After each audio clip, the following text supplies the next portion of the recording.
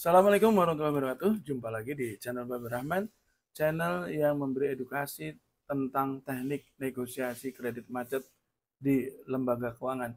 Bapak Ibu, saat kali ini saya akan membahas fenomena yang sering terjadi di lapangan yang kita jumpai ketika Bapak Ibu sedang mengalami kredit macet.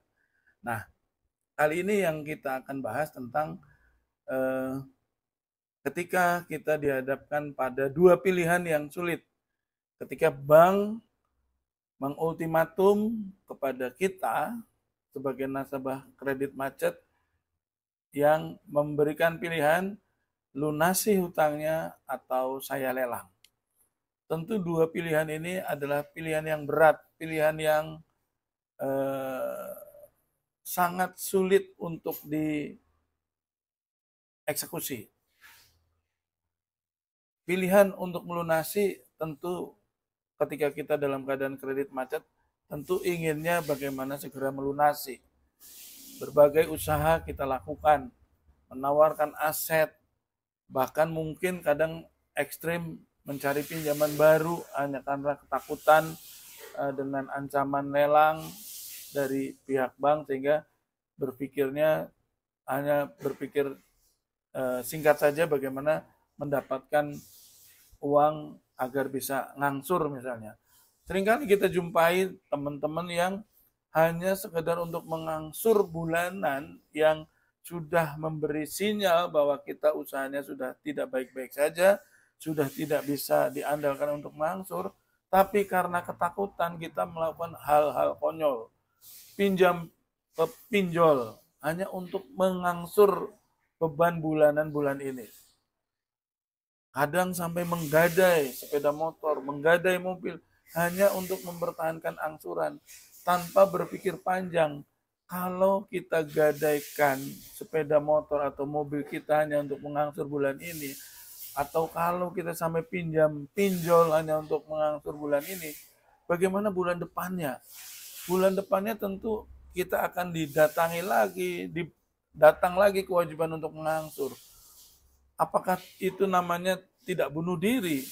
Semakin lama habis barang yang kita miliki karena harus dijual, karena harus digadai, bahkan menambah hutang baru hanya untuk mengangsur pinjaman yang masih berjalan. Nah, fenomena ini sering kita jumpai di masyarakat. Nah, yang lebih ekstrim lagi, sudah dibela-belain hutang sana sini, sudah dibela-belain pinjam pinjol, menggadaikan barang hanya untuk sekedar mempertahankan angsuran, dan pada akhirnya tetap kita mau dilelang. Karena apa? Karena pada akhirnya kita tidak bisa mengangsur lagi. Barang yang mau digadai sudah tidak ada, barang yang mau dijual sudah tidak ada, hasil usaha juga sudah tidak bisa diandalkan, bahkan mungkin juga sudah bangkrut, sementara beban hutang bertambah, tanggung jawabnya lebih besar lagi, ancaman lelang juga nyatanya malah eh, sekarang juga belum bisa dihilangkan. Nah, inilah yang kemudian akhirnya sudah dibela-belain seperti itu, kita tetap dihadapkan pada kondisi di mana bank memberikan pilihan lunasi atau lelang. Nah, Bapak Ibu, dalam kondisi seperti ini seringkali karena bingung, teman-teman justru malah tidak melakukan apa-apa. Karena bingung, teman-teman kadang-kadang karena sudah berusaha semaksimal mungkin kemarin-kemarin itu menggadai, cari pinjaman luar untuk mempertahankan, sekarang akhirnya dalam kondisi yang sudah seperti ini sudah tidak lagi mampu berbuat apa-apa. Saudara yang dipinjemin sudah tidak ada karena yang dipinjemin kemarin juga belum dikembalikan. Barang-barang yang digadai bahkan belum ditebus. Barang yang sudah dijual sudah tidak ada lagi. Nah, dalam kondisi seperti ini, Bapak Ibu jangan malah diam saja gitu. Ya. Sekarang Bapak Ibu kalau dihadapkan kondisi seperti itu jangan panik, jangan panik. Anggaplah pilihan menjual atau melunasi itu tidak dimungkinkan dalam waktu dekat. Karena tentu melunasi itu butuh effort ya. Menjual aset itu juga prosesnya juga nggak gampang. Nyatanya dari kemarin-kemarin juga mau menjual juga nggak laku-laku. Nah, Sekarang pilihannya sekarang tinggal satu, berarti kalau melunasi sudah tidak mungkin dalam waktu dekat, maka yang ada adalah tinggal pilihan lelang. Nah, kalau gitu gimana caranya? Ya lelangnya dihadapin. Sekarang gitu, bukan tidak ada aktivitas apa-apa. Nah, Bapak Ibu, sekarang jernihkan pikiran dulu, tenangkan pikiran dulu. Berarti kalau pilihannya melunasi sudah tidak mungkin, berarti sekarang pilihannya tinggal lelang. Nah, sekarang Bapak Ibu tenangkan dulu pikirannya. Coba Bapak Ibu analisa, jaminan yang Bapak Ibu berikan itu, apakah jaminan yang sifatnya marketable? Marketable itu apa? Marketable itu artinya mudah dijual, banyak peminatnya. Kalau dilelang langsung banyak peminatnya. Itu yang pertama. Yang kedua, apakah jaminannya strategis? Kadang strategis tapi tidak marketable gitu. Karena mungkin strategis untuk hal tertentu tapi tidak marketable bisa saja.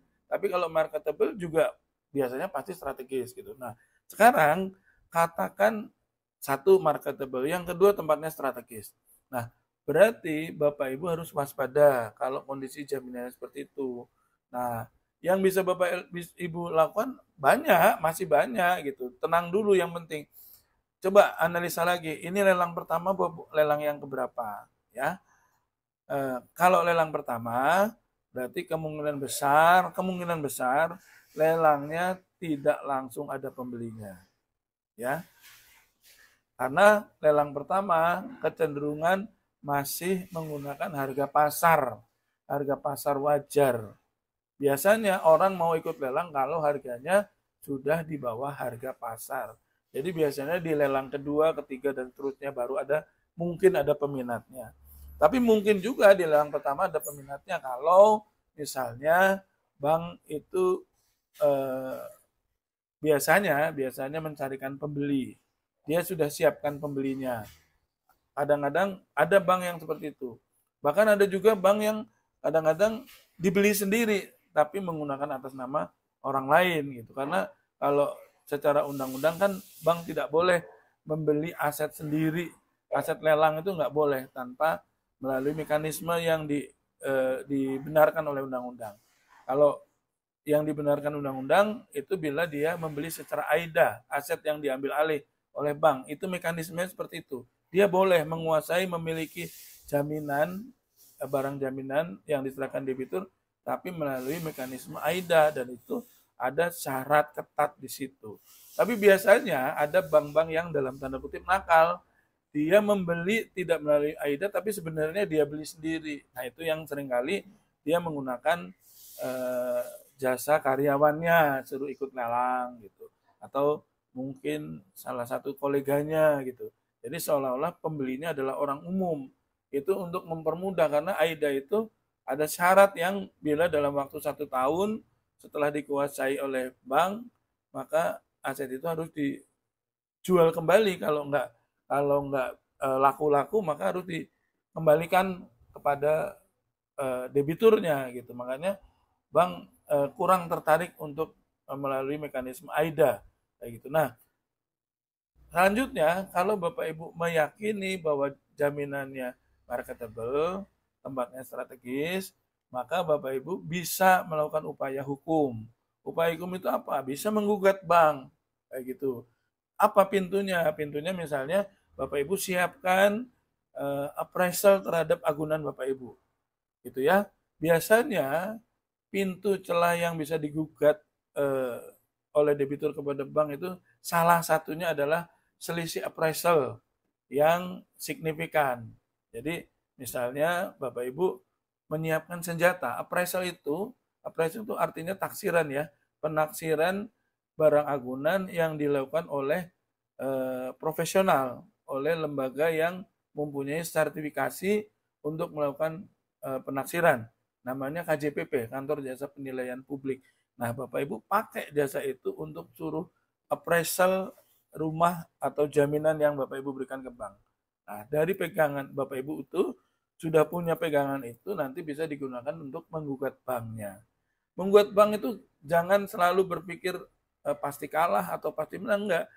Menggugat bank itu dikandung maksud adalah menaikkan bargaining position, menaikkan posisi tawar debitur terhadap bank. Biasanya ketika debitur menggugat bank, walaupun bank punya hak untuk melelang, biasanya bank akan membuka peluang negosiasi, ya, karena bank juga nggak mau capek-capek untuk meladeni gugatan di pengadilan, walaupun mereka meyakini bahwa mereka pasti menang karena mereka melelang punya dasar hukum yang kuat, yaitu hak tanggungan, tapi bisa jadi gugatan Bapak Ibu itu akan diarahkan oleh hakim untuk diselesaikan secara kekeluargaan. Peluang itu bisa terbuka. Biasanya bank juga akan menyambut arahan dari hakim untuk membicarakan lagi, untuk membuka peluang lagi negosiasinya. Seperti itu. Nah, kalau jaminannya Bapak Ibu nggak marketable, nah itu malah lebih aman. Artinya Bapak Ibu tidak terlalu mengkhawatirkan. Misalnya Bapak Ibu punya jaminan kredit yang dipakai itu jaminannya ada rumah yang ditempatin. Sementara rumah yang Bapak Ibu tempati itu mepet dengan saluran irigasi atau di pinggir sungai gitu, yang berpotensi terjadi abrasi sehingga menggerus tanah yang ada di sekitar situ. Nah itu juga akan berpotensi tidak menarik bagi pembeli lelang. Jadi nggak usah panik dulu, karena lelang itu bukan berarti kiamat ya. Bisa jadi lelang itu justru menyelamatkan Bapak Ibu. Yang selama ini Bapak Ibu ditakut-takutin, akhirnya beneran dilelang, nah ternyata nggak laku. Dilelang lagi nggak laku. Banyak kasus seperti itu Bapak Ibu. Dilelang berkali-kali nggak laku. Makanya kenapa seringkali saya sampaikan, sebenarnya senjata bank itu satu-satunya hanya lelang. Tapi mereka tidak selalu serta-merta dengan mudah menggunakan senjatanya itu. Karena senjata yang dia miliki hanya satu. Ketika senjata itu digunakan dan tidak mempan, maka bank tidak lagi punya senjata. Untuk menakut-nakuti sudah nggak ada lagi. Makanya bank kadang menakut-nakuti dengan pasang stiker, ya, pasang banner, atau gugat ke pengadilan, atau panggilan lewat kejaksaan, atau surat somasi dari kantor pengacara. Itu semua ranahnya menakut-nakuti agar bank tidak langsung menggunakan hak lelangnya. Padahal kalau bank mau bisa, nggak usah pakai itu semua, langsung lelang bisa. Jadi itu indikasi bahwa bank tidak langsung ke arah sana. Jadi semua itu masih dalam ranah menakut-nakuti agar debiturnya mau bayar, sebenarnya itu. Nah, kalau sekarang beneran udah dipakai haknya lelang, maka mereka sudah mempertaruhkan atas eh, kewenangan yang dia miliki. Lelang itu memang haknya dia. Tapi apakah kemudian efektif, apakah nanti ada peminatnya, itu kan belum tentu. Makanya sekarang banyak bank melakukan lelang konkuren. Lelang konkuren itu apa? Lelang yang dilakukan karena sudah berulang-ulang dilelang tidak laku.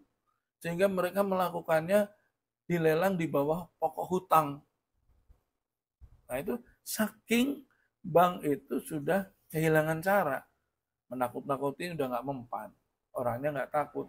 Panggil kejaksaan tetap nggak bayar. Gugat ke pengadilan tetap nggak bayar. Dilelang pun nggak laku-laku. Akhirnya apa? Mereka melakukan lelang konkuren. Lelang di bawah pokok utang. Jadi ketika kita dihadapkan pilihan yang sulit itu, tenangkan pikiran dulu, analisa dulu apakah agunan saya marketable, apakah agunan saya tempatnya strategis, termasuk agunan Bapak Ibu itu merupakan tanah kosong atau rumah yang ditempatin.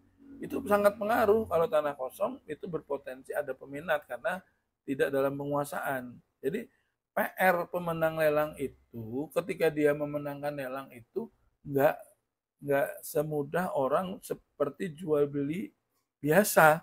Kalau jual beli biasa, salaman, tanda tangan di notaris, sudah sama-sama setuju, maka terjadi perubahan perpindahan kepemilikan dan si penjual pun keluar dengan sukarela.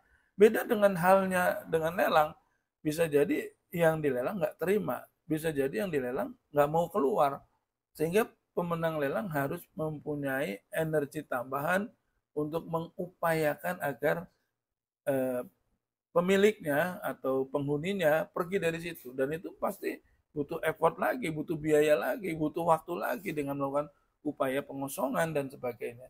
Jadi Bapak Ibu jangan panik dulu.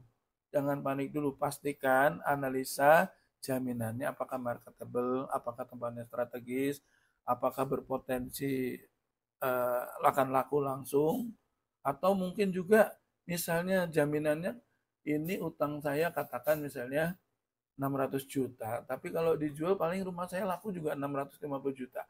Itu berpotensi tidak laku kalau dilelang. Karena apa? Berarti terlalu dekat dengan hutang, orang akan tertarik ikut lelang kalau nilainya di bawah pasar wajar. Nah, kalau dilelang di bawah pokok utang, maka namanya lelang konkuren. Itu nggak akan dengan mudah. Mereka akan berusaha melelang dengan normal agar bisa mengembalikan pokok utang dan plus bunga dan biaya-biaya lain gitu. Pasti mereka akan melelang harus di atas pokok utang. Seperti itu. Nah, terhadap jaminan yang mepet dengan utangnya, itu juga nggak usah panik. Jadi kalau memang nilai utangnya dengan jaminannya mendekati sama, ya anggap saja sudah jaminan itu Bapak Ibu jual untuk melunasi hutang.